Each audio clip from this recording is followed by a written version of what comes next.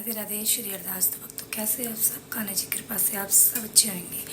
सुनाए तो भक्तों, आज हमारा तीसरा दिन, कार्तिक मास का जो 5 दिन होते हैं उसके आज का हमारा तीसरा दिन है। तो भक्तों आज है वैकुंठ चतुर्थी। तो वैकुंठ चतुर्थी पर आप सबको 14 दीपक जलाने होते हैं। आपको ये 14 दीपक कहाँ कहाँ लगाने? खुले प्रकाश में, तुलसी महारानी में, भोले बाबा और विष्णु भगवान जी की पूजा की जाती है आज के दिन, क्योंकि आज के दिन हरि मिलन होता है। और आज के दिन आप ये दीपक जलाना घर के चौखट पे जलाना है और आप किचन के अंदर लगाना है। जहाँ पानी का पीने का होता है वहाँ लगा सकते हो आप। इस तरीके से आपको खुले प्रकाश में 2-2 दीपक सब जगह लगाने हैं आपको। और अब ये पीपल का पेड़ हो गया, आंवले का पेड़ हो गया, तुलसी महारानी हो गई, मंदिर हो गया, बाहर मंदिर में जाते हैं हम लोग वहाँ जला सकते हो आप। और आप जीनी में हो गया, इस तरीके से 14 दीपक लगाने हैं आप। और ये वक्त तो ये दीपक रात के 12 बजे से लेकर सुबह के 4 बजे तक लगाए जाते हैं। और आप 365 बत्ती भी लगा सकते हो। हमारे मंदिर में तो आज लगाई जाएगी। अगर आपने 365 बत्ती नहीं लगाई तो आप देव दिवाली पर भी लगा सकते हो। देव दिवाली कार्तिक मास की पूर्णमासी को मनाई जाएगी। तो आप अपने घर में पूरी जगह पे दीपदान करना है, यानी कि बालकनी में, चौखट पे, परिंदे पे, सब जगह आपको दीपदान करना है। और आपने नई बत्ती लगाई तो आप देव दिवाली वाले दिन लगा सकते हो। आप पीपलों में और तुलसी महारानी के पास, आंवले के पेड़ के पास, मंदिर में, आप कहीं तीर्थ स्थली पे भी जाकर आप वहाँ पर दीपक दान कर सकते हो। तो हम तो ठाकुर जी की कृपा है तो हम वृंदावन जाने की सोच रहे, बाकी पर भी अच्छा है मंदिर। पहले हम तुलसी महारानी की पूजा करेंगे, कथा करेंगे, उसके बाद हम मंदिर जाएंगे, वहाँ पर भाग फेरी होएगी हमारी, कथा करेंगे। कार्तिक मास के पंडित जी कथा सुनाते हैं। और फिर मैं आके अपने लड्डू बाबू को स्नान करवाऊँगी, उनको पूजा पाठ करेंगे। तो राधे राधे श्री अरदास। तो भक्तों हम तुलसी महारानी की पूजा कर रहे हैं। रोज़ की तरह कथा हम फ़ोन में सुनेंगे, बाकी कथाएँ हमारे पंडित जी सुनाते हैं, वो मैं डाल देती हूँ। गणेश जी का नाम लेते हुए तुलसी महारानी को प्रणाम करते हुए, जय तुलसी महारानी, तुलसी माता सुखदाता, कृष्ण की तुम प्यारी ज्योत जगाए हम तेरी, भक्ति है मेरी, जय जय श्री राधे श्री। रोज सींचती थी और कहती थी, हे तुलसी माता सत की दाता, मैं तेरा पिंडा सींचती हूँ, मुझे बहू दे, पीताम्बर की धोती दे, मीठा मीठा घास दे, वैकुंठ में वास दे, चटक की चाल दे, पटक की मोत दे, चंदन का काठ दे, रानी सा राज दे, दाल भात का भोजन दे, ग्यारस की मोत दे और कृष्ण जी का कांधा दे। वह बुढ़िया माई कार्तिक मास में हर रोज तुलसी जी को सींचती और यही बात हर रोज तुलसी जी के सामने कहती। बुढ़िया की बातें सुनकर तुलसी माता सूखने लगी। तब भगवान श्री कृष्ण वहाँ प्रकट हुए और उन्होंने पूछा, हे तुलसी तुम क्यों सूख रही हो? सभी स्त्रियां तो तुम्हें हर रोज सींचती हैं, तुम फिर भी सूखती जा रही हो। तब तुलसी माता ने कहा, हे प्रभु, एक बुढ़िया रोज आती है और हर रोज एक ही बात कहती है, हे तुलसी माता सत की दाता, मैं तेरा पिंडा सींचती हूँ, मुझे बहू दे, पीताम्बर की धोती दे, मीठा मीठा घास दे, वैकुंठ में वास दे, चटक की चाल दे, पटक की मोत दे, चंदन का काठ दे, रानी सा राज दे। मैं उसकी सब बातें पूरा कर दूंगी, लेकिन कृष्ण जी का कांधा मैं कहाँ से लाऊंगी? तुलसी जी की बात सुनकर भगवान हंसते हुए बोले, जब वह बुढ़िया मरेगी तो मैं अपना कांधा देने स्वयं आ जाऊंगा, तो बुढ़िया माई से यह कह देना। इतना कहकर भगवान श्री कृष्ण वहाँ से चले गए। बाद में एकादशी के दिन बुढ़िया माई की मृत्यु हो गई। वहाँ सब लोग इकट्ठा हो गए। जब बुढ़िया माई को संस्कार के लिए लेकर जाने लगे तो वह किसी से ना उठी, वह बहुत भारी हो गई। तब भगवान श्री कृष्ण एक 12 साल के लड़के के रूप में वहाँ पर प्रकट हुए और उन्होंने कहा, अगर मैं बुढ़िया के कान में एक बात कहूँगा तो बुढ़िया माँ हल्की हो जाएगी और आप उन्हें उठा पाएंगे। सब लोगों ने लड़के को नादान समझकर वहाँ से हटाना चाहा, परंतु एक बुजुर्ग ने उसे हाँ कर दी और कहा, तुम कह लो जो तुमने कहना है। तब लड़के ने बुढ़िया माई के कान में कहा, बुढ़िया माई मन की निकाल ले, पीताम्बर की धोती ले, मीठा मीठा घास ले, वैकुंठ का वास ले, चटक की चाल ले, पटक की मौत ले, अब ले कृष्ण जी का गाधा भी ले ले। यह सुनकर बुढ़िया माई राय दामोदर जी की कहानी सुनाते हैं, जो कार्तिक मास के महीने में सुनी जाती है। दो माँ बेटियां थी। बेटी का नाम राई था। वह बहुत सुंदर व सुशील थी। भगवान कृष्ण की पक्की भक्त थी। एक बार भगवान कृष्ण उसकी परीक्षा लेने हेतु डांसरे बेचने वाले बनकर आए और आवाज देने लगे। राई अपनी माँ से बोली, मुझे भी डांसरे चाहिए। माँ बोली, मैं पैसे कहाँ से लाऊं? बाजरी है, वो ले जा। बाजरी की भगवान ने फूंक मारी तो फूस उड़ के राई की आंख में गई। राई जोर जोर से रोने लगी। भगवान वहाँ से अंतर्ध्यान हो गए। वैद्य का रूप धारण कर वहाँ आ गए और आवाज देने लगे। राई की माँ बाहर आई और बोली, वैद्य जी, मेरी बेटी की आंख में फूस गिर गया है, उसे निकाल लो। भगवान बोले, अगर मैं फूस निकालूं तो उसका विवाह मेरे साथ करना पड़ेगा। राई की माँ तैयार हो गई, सगाई कर दी। कार्तिक शुक्ला 11 के दिन विवाह निश्चित किया। माँ सोचने लगी, बेटी को क्या दूंगी? सोने की दुकान पर जाकर बोली, मेरी राई के लिए लौंग व बिछिया गढ़ दे। सुनार बोला, वीडियो में हम आपके लिए देव दीपावली की पौराणिक कथा लेकर आए हैं। कार्तिक पूर्णिमा के दिन देव दीपावली का पर्व बहुत धूमधाम के साथ मनाया जाता है। इस दिन नदी में स्नान और दीपदान करने का विशेष महत्व होता है।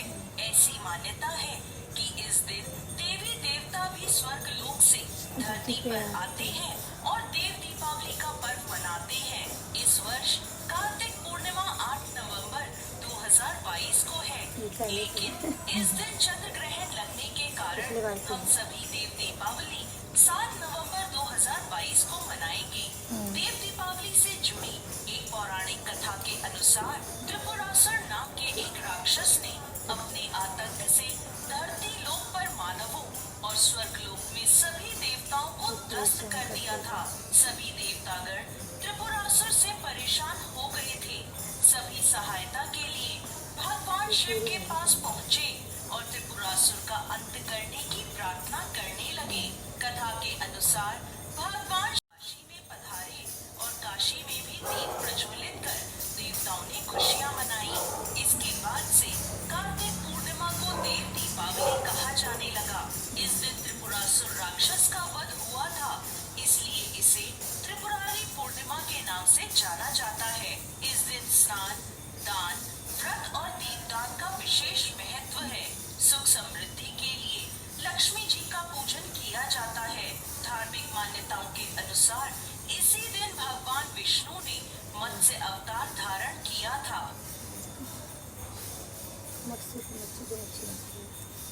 मेरे को कृपा दृष्टि बनाए रखना। वैकुंठ चतुर्थी की कथा भी सुन रहे हैं। वैकुंठ चतुर्थी की कथा। आज के इस वीडियो में हम आपको वैकुंठी चौदस की कथा सुनाएंगे। प्राचीन समय में उज्जैन में धनेश्वर नाम का एक ब्राह्मण रहता था। वो रस, चमड़ा, कंबल आदि का व्यापार करता था। वो मदिरापान और वैश्यागमन जैसे बुरे कर्मों में लीन रहता था। वो रात दिन केवल बुरे काम ही करता था। इसलिए वो व्यापार करने के लिए नगर नगर घूमता था। एक दिन व्यापार के लिए घूमता हुआ वो महिष्मतीपुरी में जा पहुंचा, जो राजा महेश ने बसाई थी।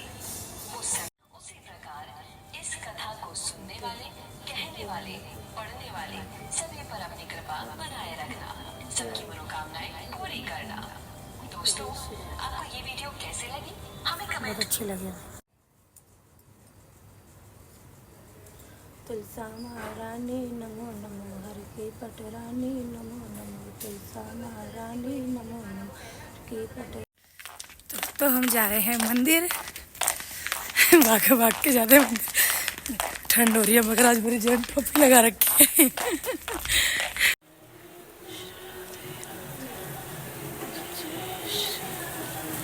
जय मेरे गदर गोपाल जय जय।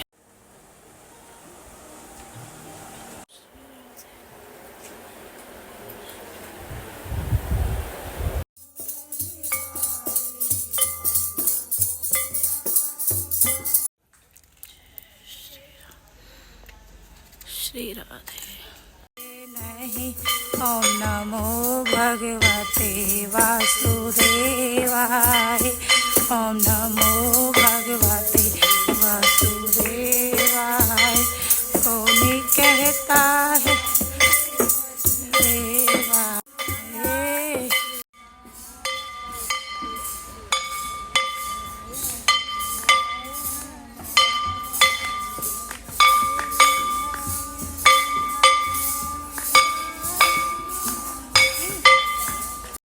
नारायण नारायण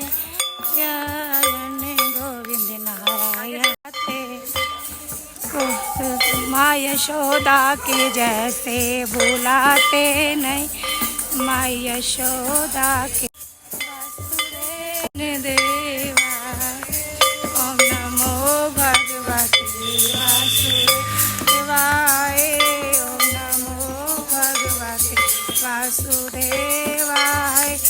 वासुदेव कृष्ण देव कृष्ण देवाय। ओम नमो भगवते वासुदेवाय। ओम नमो भगवते वासुदेव वासुदेवाय वासुदेवाय। वासुदेवाय कृष्ण देवाय। ओम नमो भगवते वासुदेवाय।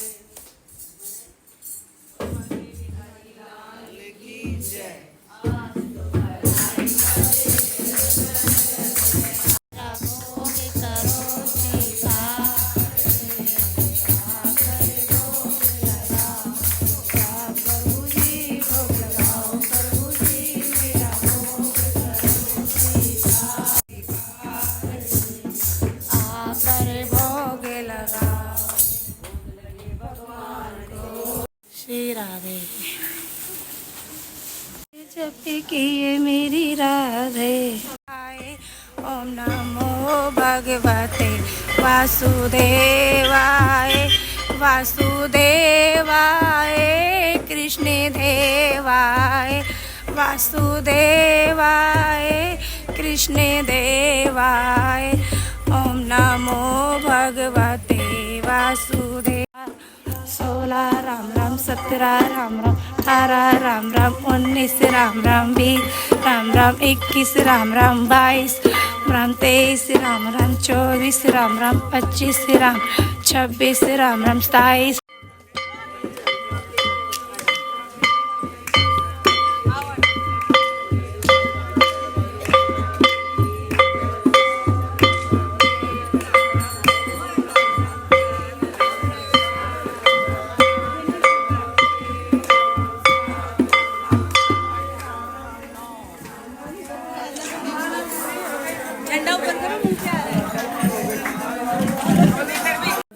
नारायण नारायण भगवान की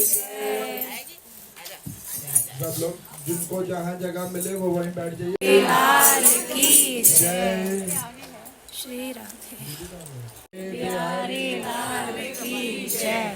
सूजी भगवान कहते हैं कि यदि किसी में उद्यापन करने की शक्ति ना हो तो ब्राह्मणों को भोजन करा देवे। यदि ब्राह्मण ना मिले तो गौ का पूजन कर ले।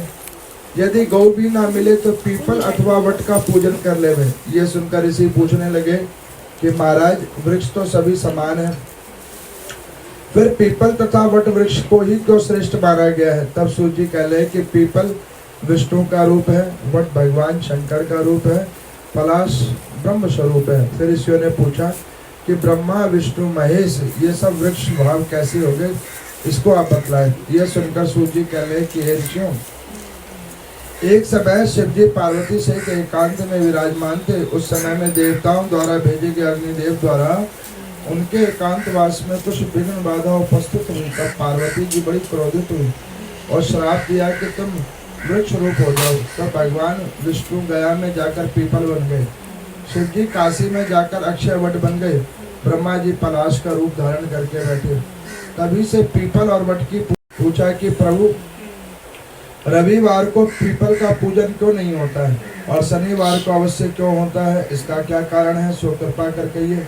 सूजी भगवान कह रहे कि ऋषि समुद्र मंथन के समय में जब 14 रत्न समुद्र से उत्पन्न हुए थे तब श्री भगवान ने कौस्तुभ मणि तो और लक्ष्मी जी को तो स्वयं ग्रहण कर लिया था, लेकिन लक्ष्मी जी की एक बड़ी बहन थी जिसका नाम था दरिद्रा, अतः वह पहले उसका विवाह होना चाहिए था। विष्णु जी ने लक्ष्मी जी के ये वचन सुनकर उनकी बहन दरिद्रा को उद्दालक मुनि को सौंपा। वो दरिद्रा काला रंग तथा लाल नेत्र बिखरे बाल उद्दालक मुनि भगवान की आज्ञा मानकर दरिद्रा को रख तो लिया आश्रम में, लेकिन उनके आने के बाद आश्रम में वेद पाठ हवन होना बंद हो गया। ये देखकर मुनि को बड़ा अपमानित और क्रोधित विचार आने लगा। फिर वो उसको देखकर वो रह न सके। जहाँ पर चोरी जारी तथा ब्राह्मणों का अपमान होता हो मैं तो वहीं रह सकती हूँ। ये बात जब दरिद्रा के मुंह से सुना तो उसको सुनकर उद्दालक ऋषि बहुत दुखित हुए और वो उन्हें उसी स्थान पर छोड़कर चले गए। कहने लगे कि तेरे लिए कोई उत्तम स्थान होगा तो मैं देखकर बताऊंगा। दरिद्रा बहुत देर तक ऋषि की प्रतीक्षा में रही, लेकिन उनके न आने पर वो रोने लगी और चिल्लाने लगी। तब लक्ष्मी जी ने भगवान से कहा कि हे भगवान, बहन दरिद्रा ऋषि द्वारा त्याग किए जाने से अत्यंत दुखी हो। तब भगवान ने कहा कि देखो, लक्ष्मी जी सहित आप यहाँ पर आए हैं और तुम पीपल में निवास करो। पीपल हमारा अंश, जो कोई कार्तिक शुद्ध पूर्णमासी को पीपल में पूजन करेगा वो उसका फल भी तुम्हें प्राप्त होगा, उसके यहाँ लक्ष्मी का भी वास होगा। जो शनिवार को तुम्हारा पूजन करेगा, सूत लपेटेगा, उसके समस्त मनोरथ सिद्ध होंगे। परंतु दूसरे दिन रविवार को जो तुम्हें स्पर्श भी कर लेगा तो तुम उसके घर चले जाना। इतना कहकर भगवान अंतर ध्यान में सूजी कहते जो कोई इस कथा को कहते अथवा श्रवण करते हैं उन्हें भी प्रयाग तथा बद्रिक आश्रम तीर्थ जैसा फल प्राप्त होता है। अभी आप लोगों ने आज की कथा में श्रवण किया। भगवान शंकर और नारायण और ब्रह्मा जी के द्वारा वृक्ष रूप का, जिसका व्याख्यान मैंने कई बार शिव महापुराण में सुनाया हुआ है। जब कार्तिकेय जी का जन्म होने लगा था उस समय में भगवान शंकर और माँ पार्वती का एकांतवास था, जिनको इन देवी देवताओं गणों ने अपनी जालंधर से मुक्ति के लिए और तारकासुर आदि दैत्यों से मुक्ति के लिए और शुंभ निशुंभ आदि दैत्यों से मुक्ति प्राप्त करने के लिए प्रभु के एकांतवास में विघ्न पार्वती को बड़ा क्रोध आया था। अभी आपने कथा में सुना, तीनों वृक्ष रूप में बैठे, गया में पीपल के रूप में भगवान नारायण, वट रूप में भगवान, काशी नगरी में भगवान शंकर और पलाश के वृक्ष के रूप में ब्रह्मा जी। तब से वट वृक्ष और पीपल के वृक्ष का पूजा का विधान है। उसमें ये भी आपने अभी सुना कि हमें किस दिन किन वृक्षों की पूजा करनी चाहिए। अब आपको हम एक और बात बतलाएं, वैसे तो प्राय सबको पता ही है, लेकिन फिर भी वस्तुत रूप में हमसे गलती हो जाती है तो उसका भी एक प्रायश्चित है। जैसे मान के चलो कोई गलती से रविवार को पीपल पे जल चढ़ा दे, अब भाई देखो हमने प्रायश्चित का विधान बताया, कोई ये नहीं कहा कि आप जाके ऐसे करने लगना, हमने प्रायश्चित का विधान बताया। अगर गलती से कभी पीपल के वृक्ष पे रविवार को आपसे जल चढ़ जाए अथवा स्पर्श हो जाए तो उस स्थिति में हमें क्या करना चाहिए कि नारायण भगवान की 108 प्रदक्षिणा करनी चाहिए। नारायण भगवान की 108 प्रदक्षिणा करनी चाहिए और उनके ऊपर में तुलसी मंजरी युक्त चढ़ाकर उनसे क्षमा याचना करने से वो रविवार वाले दिन पीपल के वृक्ष को स्पर्श करने का दोष कटित हो जाता है।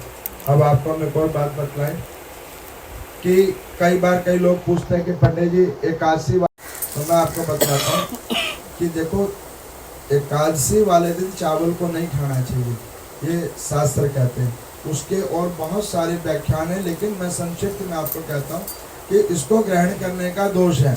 अब मान के चलो कोई अगर गलती से एकादशी वाले दिन खा ले तो उसको क्या करना चाहिए, उसको द्वादशी वाले दिन जो अंश उसने ग्रहण किया, जैसे एक कटोरी चावल खाइए या एक थाली चावल खाइए, जो भी मात्रा में खाया हुआ उसका 3 गुना अंश करके नारायण समर्पित करके उसका वितरण करना चाहिए, उसका अन्न करना चाहिए, तब जाके उसका दोष कटित होता है, ये भी अनजाने में।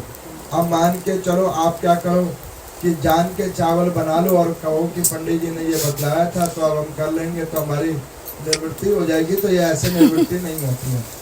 अच्छा, कई बार कई लोग पूछते जगन्नाथ जी में हम गए, वहाँ पे जगन्नाथ जी के दर्शन कर लिए तो अब तो हम चावल खा सकते हैं। मैं आपको बतलाता हूँ, जगन्नाथ जी में जो दर्शन करके आते हैं वहाँ आनंद बाजार में जो वो भगवान का लगा हुआ भोग ग्रहण कर लेते हैं, उसको ग्रहण करने का मतलब केवल और केवल यही है कि अगर गलती से आपने चावल खा लिया एकादशी वाले दिन तो आपको अनजाने का दोष नहीं लगेगा, लेकिन वहाँ जाने के बाद अगर जान के चावल खाओगे तो उसका दोष लगेगा। हमें किसी ने पूछा कि स्वाग के चावल खाने चाहिए कि नहीं खाने चाहिए। देखो मैंने पीछे भी कथा में बोला कि चावल की संज्ञान वाली कोई भी वस्तु एकादशी के व्रत में नहीं खाना चाहिए। जिसका स्वर और अक्षर ही चावल से उसको नहीं ग्रहण करना चाहिए। और दूसरा, आज की डेट में जो स्वाग के चावल आजकल जो बाजार में विक्रय हो रहा है, इनमें क्या है कि अधिकांश से चावल के टुकड़ों को ये पॉलिश करके देते हैं और उसको हमें पता नहीं लगता। अब कहने के लिए कोई कहेगा कि जी दुकानदार की गलती है, तो उसमें हमें क्या करना, तो हम आपको फिर भी बतला रहे हैं कि दुकानदार की कोई गलती नहीं है। आपको चाहिए कि स्वाग के चावल ना ग्रहण करो।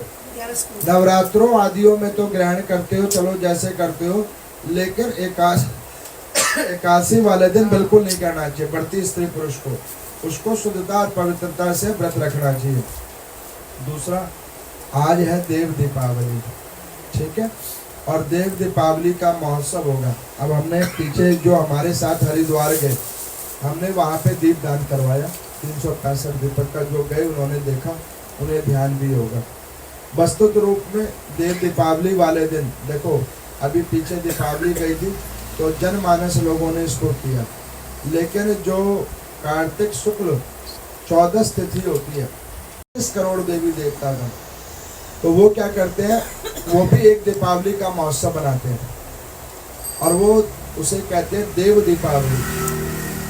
तो हम उस दिन क्या करते हैं, हम लोग यहाँ पे मंदिर में दीप दान करते हैं। मेरे को किसी ने पूछा कि पंडित जी मिट्टी के मैं कितने दीपक लेके आऊँ या पीतल के कितने दीपक लेके आऊँ, क्योंकि आप तो 365 बता रहे हो। मैंने उनको कहा कि माता मैंने जो रुई से बनी हुई या कलावे या तागों से बनी हुई जो धागे उनकी मैं बात कर रहा हूँ, किसी दीपक की बात मैं नहीं कर रहा हूँ।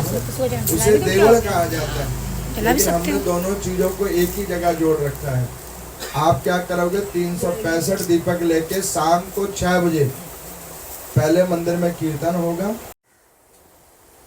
देखो हर वर्ष कार्तिक मास आती है, समय के हिसाब से बहुत सारी नई श्रद्धालुएं जुड़ती हैं, कुछ छोड़ के जाती हैं।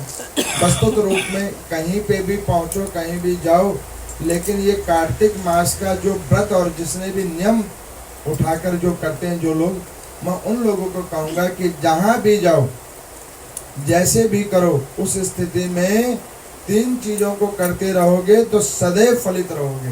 क्या क्या?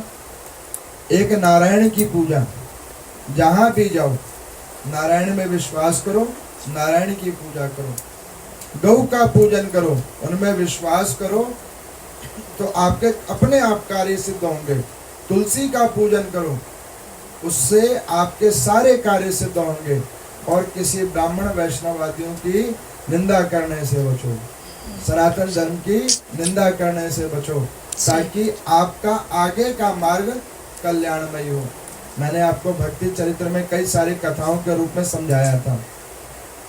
अच्छा, दूसरी और अंतिम मैं आपको बात कहूँगा। देखो अभी आप लोग इतने जन आए हैं, आरती जब होती है, मैंने आपने देखा होगा वहाँ पे पहले तुलसी जी थी, अब हमने तुलसी जी आगे रख दी, जोत भी आगे रख दी। क्यों रख दी है? क्योंकि देखो मुझे पता है कि आपकी जल्दी बहुत ज़्यादा होती है। पूजा करेगा, नारायण की पूजा करेगा, उसके ऊपर हरि भगवान अनंत अनंत कृपा करेंगे। बोले बांके बिहारी लाल की जय।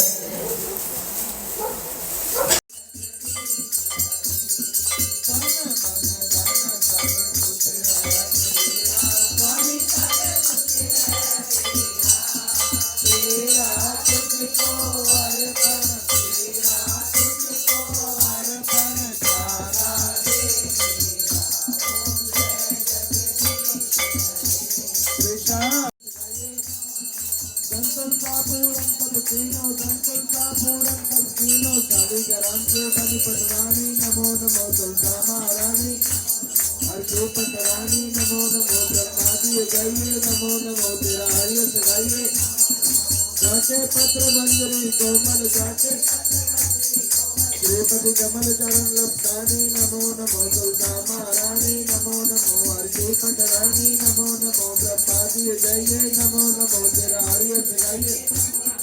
धूप दीप में लेके आरती, धूप दीप में लेके आरती, पुष्पन की बरसा बरसानी नमो नमो तुलसा महारानी हरि पट।